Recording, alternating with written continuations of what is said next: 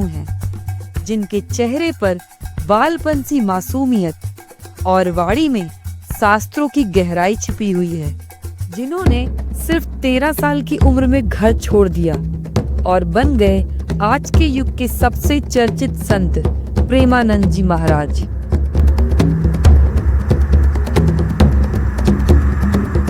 पर क्या आप शुरू हुई ये यात्रा कैसे पहुंची वृंदावन की गलियों तक? आज हम आपको बताएंगे प्रेमानंद महाराज के वो 8 रहस्य जिनके बारे में बहुत कम लोग जानते हैं।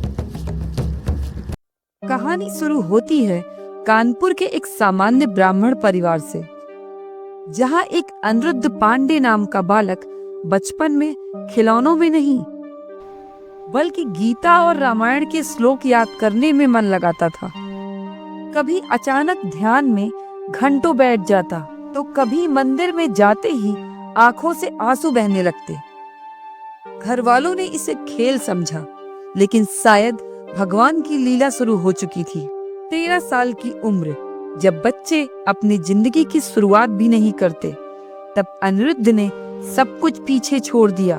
कहा जाता है कि एक दिन बिना किसी को बताए वो घर से बाहर निकल पड़े।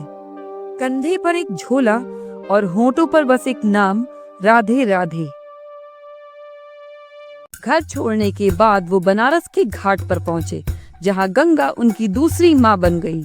वो भूखे, कपड़े या मौसम की परवाह किए बिना गंगा के घाटों पर घूमते थे। यहाँ महाराज जी को नैष्ठिक ब्रह्मचर्य की दीक्षा दी गई। बाद में उन्होंने संन्यास स्वीकार कर लिया और उनका नाम स्वामी आनंदाश्रम रखा गया। बनारस में एक संत की प्रेरणा से उन्हें रासलीला देखने का मौका मिला। 1 महीने में ही वे इन लीलाओं में इतने रम गए कि इनके बिना वे अपने जीवन की कल्पना भी नहीं कर सकते थे। यही उनके जीवन का एक निर्णायक मोड़ साबित हुआ। और बनारस में रासलीला समाप्त होने के बाद महाराज जी मथुरा जाने वाली ट्रेन में सवार हो गए। उन्हें तब ये नहीं पता था कि वृंदावन हमेशा के लिए उनका दिल चुरा लेगा। वृंदावन के शुरुआती दिनों में महाराज जी घंटों खड़े होकर राधा वल्लभ जी की स्तुति करते थे। एक सुबह परिक्रमा करते समय वे एक सखी द्वारा गाए गए श्लोक पर पूरी तरह मोहित हो गए और उसका अर्थ समझाने के लिए आग्रह करने लगे। सखी मुस्कुराई और बोली कि अगर उन्हें ये समझना है तो उन्हें राधा वल्लभी बनना होगा।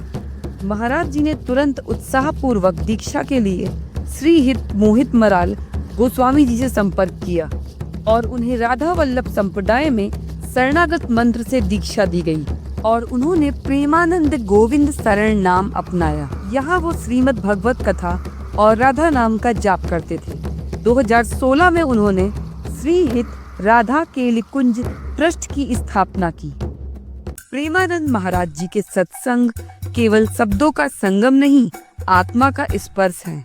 जब वे बोलते हैं तो ऐसा लगता है जैसे हर शब्द मानो सीधे हृदय में उतर रहा हो। आज न केवल आम भक्त बल्कि नेता, अभिनेता और बड़े बड़े उद्योगपति भी उनके प्रवचनों के दीवाने हैं। उनके प्रवचनों में गीता का ज्ञान है, रामायण का सार है और राधे नाम का अमृत।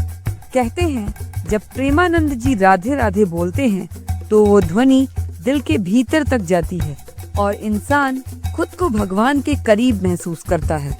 वे कहते हैं भक्ति केवल कर्म नहीं बल्कि प्रेम की अनुभूति है। उनके सत्संग में राजा हो या रंक, सब समान भाव से बैठते हैं। वहाँ कोई दिखावा नहीं बल्कि प्रेम और शांति का वातावरण है। कहते हैं प्रेमानंद महाराज जी को मात्र 35 वर्ष की उम्र में किडनी की गंभीर बीमारी हो गई थी। डॉक्टरों ने तब कहा था कि ये शायद 4 से 5 साल से ज्यादा जीवित नहीं रह पाएंगे। तब उन्होंने मुस्कुरा कर कहा था कि डॉक्टर जीवन का समय बता सकते हैं पर अंत का दिन नहीं। शरीर धीरे धीरे कमजोर होता गया पर उनकी भक्ति और मजबूत होती गई। जब दवाइयाँ असर करना बंद कर देती हैं तब नाम स्मरण ने कमाल दिखाया। हर दर्द में उन्होंने राधे राधे कहा, हर सांस को भक्ति का सहारा बना दिया। समय बीतता गया। डॉक्टर ने जो 5 सालों की सीमा बताई थी वो अब दशकों में बदल चुकी है और प्रेमानंद जी आज भी शांति और प्रेम से प्रवचन देते हैं, जैसे शरीर नहीं आत्मा बोल रही हो। शायद यही सच्ची शक्ति की भक्ति है, जब शरीर हार मान ले और विश्वास जीत जाए।